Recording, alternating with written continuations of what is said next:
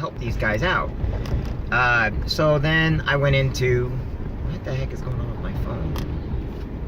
Well, then I went into, when I got out of the military, when I got out of the Marine Corps, I went to college, and I needed all my documents and paperwork and everything reviewed. And because I got out to go to college, and when I got into college and everything, you know, there were several situations living in the dorm, you know, taking the classes. Believe it or not, I actually called up legal counsel, and it was costing me about $80 each time I called up a lawyer. Then all of a sudden I decided to open up a business. Well, I opened up the first one. It cost about $5,000 to get the LLC going. It cost money to, you know, have the lawyers overlook everything.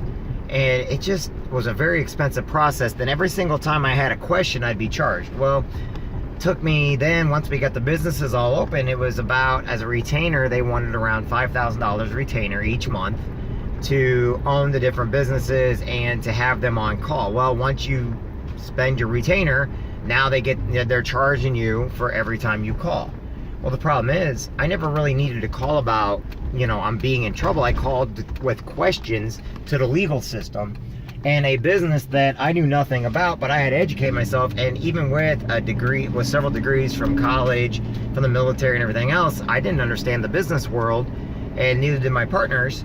And so I was using my lawyer nonstop, and it was eating through all of our profits.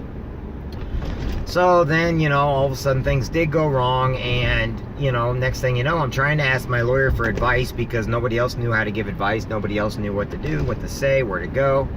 And I was being charged nonstop from a really good attorney, you know, and it kept me out of trouble and everything else.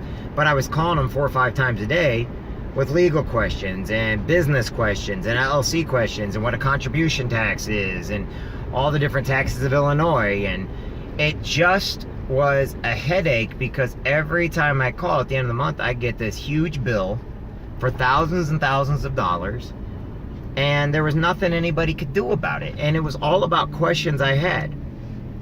Now, somebody did approach me a couple different times about Legal Shield at the time, but I asked them, and they didn't always explain it to their best ability.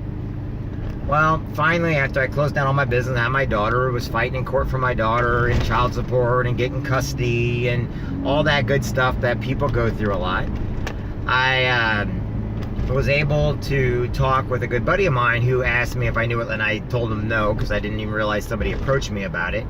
Well, next thing you know, I got Legal Shield, and I was able to call up attorneys, the exact same attorneys pretty much, that I was already using. But this time it wasn't costing me. It was only costing me around $18.95 a month instead of thousands of dollars a month for getting all the advice. And they were reviewing my paperwork, and I was able to go and do some other businesses without that high cost that I was getting before.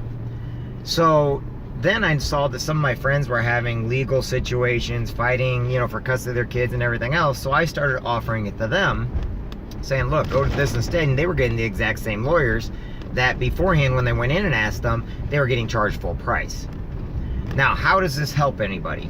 That's just one of the very many stories I got. But when you're sitting there trying to fight speeding tickets, fight court battles, you know, being falsely accused of things that in a million years, because there are some people that use the legal system, they're ambulance